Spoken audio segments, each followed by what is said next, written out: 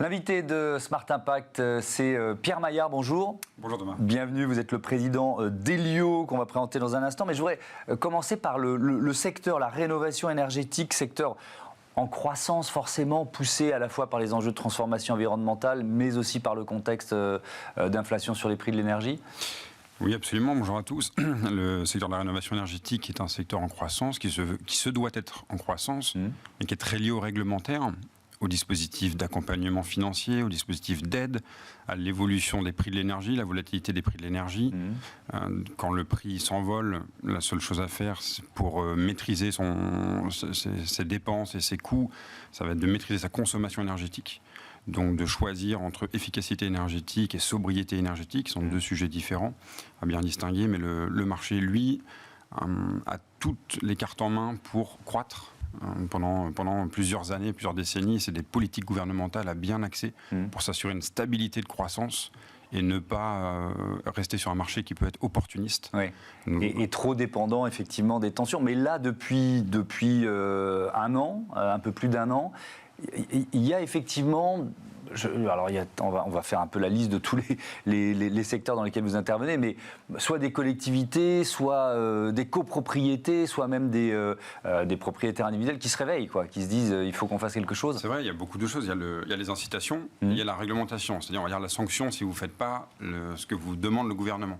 Je pense au décret tertiaire, 40% d'économie d'énergie à réaliser avant 2030 pour l'ensemble du secteur tertiaire. Je pense à pas mal de grandes surfaces alimentaires ou même de tout le secteur qui a un parking de plus de 1500 m² sur lequel il va falloir qu'il couvre à 50% de la surface en ombrière photovoltaïque ou en espace végétalisé. Il y a beaucoup d'enjeux à la fois réglementaires et à la fois vraiment d'efficacité énergétique, donc de maîtrise de la consommation énergétique. Quelques chiffres pour présenter Elio, 150 millions d'euros de chiffre d'affaires en 2022, près de 300 collaborateurs aujourd'hui, c'est équilibré, un peu plus de 50% de femmes. C'est quoi le premier business d'Elio? C'est les collectivités, le tertiaire, les immeubles en copro, c'est quoi? À la base, nous sommes un bureau d'études orienté pour les industriels et les collectivités, le secteur tertiaire. On vient analyser une ligne de production, un bâtiment, et on vient analyser sa consommation, et on va trouver des solutions qui vont permettre de réduire sa consommation énergétique tout en gardant la productivité, ou en gardant l'efficacité d'une ligne de production. Notre objectif, c'est de trouver des solutions techniques, mais aussi financières, pour motiver le donneur d'ordre à lancer des travaux d'efficacité énergétique. L'objectif, il est assez simple, ça va être à la fois de maîtriser sa consommation énergétique, donc ses factures, donc son pouvoir d'achat, d'améliorer son confort ou sa productivité, confort quand on est dans le résidentiel, productivité quand on est sur une ligne industrielle, et de valoriser son patrimoine. Quand vous avez rénové une maison ou une ligne industrielle, vous avez amélioré votre patrimoine, vous avez plus de valeur dessus. Donc vous avez vraiment ce triptyque-là, qui est à la fois donc, valorisation du patrimoine, maîtrise du pouvoir d'achat, réduction de la consommation d'énergie. Ouais. Donc, bureau d'études. Ensuite, les travaux sont faits par d'autres, pour bien comprendre ce que sont les métiers d'Elio. Oui, absolument. On va préconiser des solutions, on va analyser le projet dans son ensemble, on va réfléchir, on va deviser, on va trouver les bons partenaires selon les secteurs d'activité. Ça peut être très spécifique. On va aller jusqu'à la récupération de chaleur sur des systèmes frigorifiques. On va aller sur de la récupération de chaleur dans les data centers. C'est l'enjeu du numérique vert. Bien sûr. On va aller travailler sur l'isolation d'un bâti, sur la production photovoltaïque. Donc on va analyser un projet dans son ensemble, trouver des solutions, les deviser. Puis sur l'ensemble des devis, on va travailler sur l'ingénierie financière. Aller trouver le maximum d'aides et subventions qui vont permettre de réduire le reste à charge du donneur d'ordre. Puis après, on va l'accompagner sur la durée du chantier, l'ensemble du chantier, de A à Z, comme un assistant à maîtrise d'ouvrage. Puis, post-chantier, on va suivre les économies d'énergie. On milite chez Elio énormément pour les économies d'énergie réelles. Et pas que des promesses, mais on veut s'engager, on veut prendre notre responsabilité sur... on vous promet de faire tant de réduction de consommation d'énergie. On va mettre des suivis, des indicateurs de performance énergétique qu'on va suivre et on va s'engager, on va prendre notre responsabilité avec un contrat de performance énergétique sur 5 ans, sur 10 ans, sur 15 ans, pour nous assurer et pour vous assurer que vous allez réaliser des économies d'énergie et donc des économies sur facture. Il y a évidemment l'activité autour de l'habitat collectif. Enjeu majeur pour les copropriétés, c'est de se mettre en conformité pour pouvoir continuer à le louer. Il y a la loi climat et résilience qui va mettre une pression. Je crois qu'il y a 700 000 passoires thermiques qui vont sortir du marché en 2025, si je ne me trompe. Et puis ensuite, ça va continuer. Ça commence par quoi? Ça commence par un audit. C'est quoi la démarche en fait? La première chose, c'est savoir de quoi on parle. Ouais. Il ne faut pas confondre les DPE, les diagnostics de performance énergétique, et l'audit énergétique. Ouais. Le DPE va vous donner une note sur un bâti. L'audit énergétique va lui travailler l'ensemble du bâti et de son exploitation pour préconiser des solutions et dire si vous voulez atteindre telle classe énergétique, il va falloir lancer ces travaux-là. L'isolation thermique par l'intérieur, l'isolation thermique par l'extérieur, des systèmes de ventilation, de VMC, de flux, changement de chaudière. Il y a différents systèmes qui vont lister. Donc on commence par ça pour savoir de quoi on parle. L'audit énergétique, c'est ce qu'on préconise. Donc là, on va trouver des auditeurs, on va travailler les dossiers pour après choisir avec le donneur d'ordre, avec le propriétaire, un scénario de travaux. En disant, est-ce que vous souhaitez réaliser 35, 40, 45, 55% d'économie d'énergie? Et en fonction de ça, on va y associer des budgets, un accompagnement financier, des aides, voire porter le financement avec des partenaires bancaires pour limiter le reste à charge et surtout inciter aux travaux d'économie d'énergie. Parce que le risque, c'est qu'il ne soit pas fait. Et qu'il y ait des millions d'appartements qui sortent du marché, en fait. Absolument. L'enjeu est colossal. On est entre 5 et 7 millions de passoires énergétiques en France. Il y a un enjeu qui est vraiment colossal. Et le gouvernement s'est engagé à faire 350 000 rénovations performantes par an, puis 700 000 à partir de 2030. Aujourd'hui, on en est à 1% des objectifs. On est très, très, très loin des objectifs.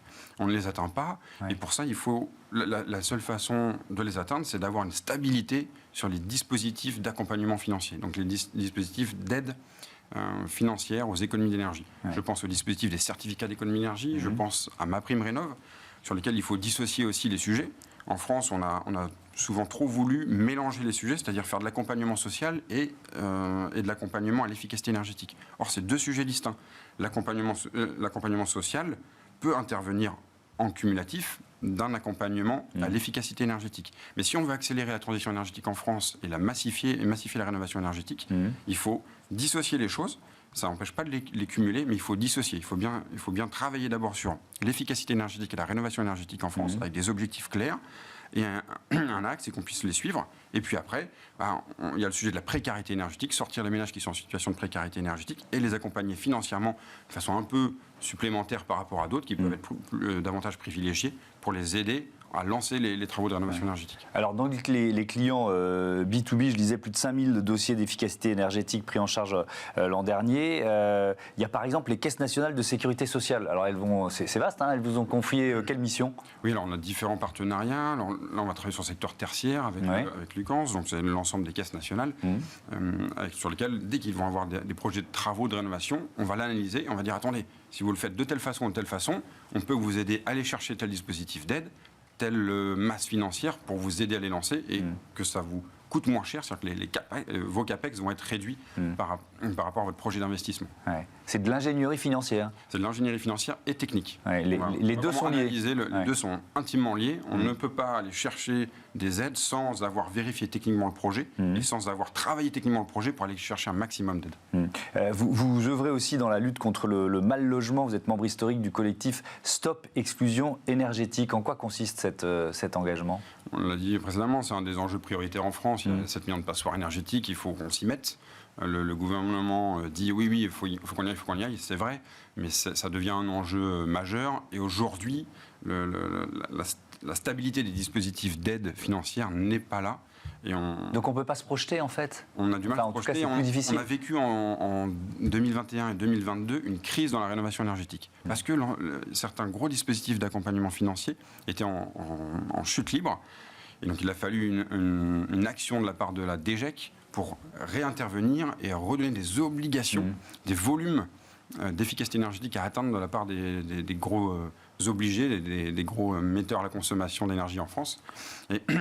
Or, on est en train de vivre un peu la même chose que ce qu'on a vécu il y a 18 mois et 24 mois. là en 2023. Donc on alerte un petit peu en disant attention, c'est maintenant qu'il faut se réveiller. Si on veut garder une stabilité du secteur et ne pas revivre une crise, attention, ça va toucher tous les secteurs.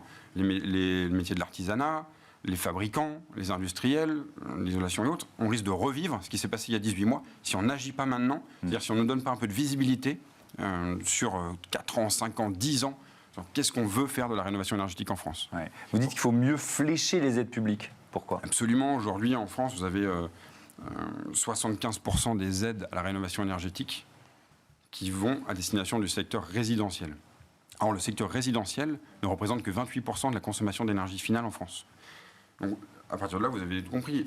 Il faut absolument... Nous, on milite pour qu'il y ait un fléchage des aides en disant le secteur industriel qui consomme tant devrait pouvoir toucher une enveloppe, un pourcentage équivalent à sa consommation d'énergie finale en France. Et ainsi de suite. Donc, aujourd'hui, malheureusement, voilà, les 3/4 des aides vont dans ce secteur-là sur lequel il est aussi compliqué de suivre les économies d'énergie réelles. Donc, on a beaucoup d'économies d'énergie calculées, théoriques. Ouais. Maintenant, nous, chez nous, on milite pour mettre en place un suivi d'économies d'énergie réelles, c'est-à-dire avec des indicateurs de performance, mais aussi avec des suivis. On a Linky, on a des compteurs gaz qui nous permettent, avec la technologie d'aujourd'hui, de suivre réellement les économies d'énergie que vous allez pouvoir réaliser dans des travaux grâce aux travaux de rénovation énergétique entrepris. Un dernier mot sur le bureau d'études qui est spécialisé dans la performance énergétique qui vient de changer de nom, c'est ça Effectivement, Akea Énergie, on a dévoilé ce nom-là. Le but, c'est de se donner début janvier, oui. un nouvel élan. Aujourd'hui, on a plus de 150 000 compteurs que l'on suit, principalement avec des collectivités du secteur tertiaire et industriel. Là, on est vraiment dans l'économie d'énergie réelle. Quand on vient chez vous, vous donneurs d'ordre et vous, entreprises, on va vous promettre de faire telle économie d'énergie, et bien on va le suivre. Grâce à un compteur. Je prends les informations et je vous redonne un pilotage de l'ensemble de vos sites. Je prends souvent l'exemple d'un collège qui reçoit un courrier du rectorat en disant que vous devez faire 25% d'économie d'énergie pour l'année prochaine. Mais le directeur d'établissement, il n'a aucune information. La seule information qu'il a sur son site, c'est une donnée Linky, voire 2 Linky s'il en a 2 sur son site, et c'est tout. À partir de là, il ne sait pas comment il consomme, où il consomme et quand il consomme. Nous, on va repiloter ça, et on va mettre ça dans un logiciel, et on va lui redonner un espace, un endroit pour piloter l'ensemble de son parc. À partir de là, il va pouvoir organiser. Et juste en organisant, on se rend compte que déjà, on fait entre 20 et 25% d'économie d'énergie juste en pilotant, sans même avoir lancé de travaux de rénovation. Et après, on va pouvoir discuter en disant « Ah, donc c'est ici qu'on consomme le plus ». On va pouvoir, du coup, travailler sur le bâti ou sur des projets de travaux de rénovation énergétique pour aller chercher 15 ou 20% supplémentaires et atteindre les 40% du décret tertiaire notamment. Merci beaucoup, Pierre Maillard, et à bientôt sur Bismart. C'est l'heure de notre Zoom. On parle tourisme éco-responsable.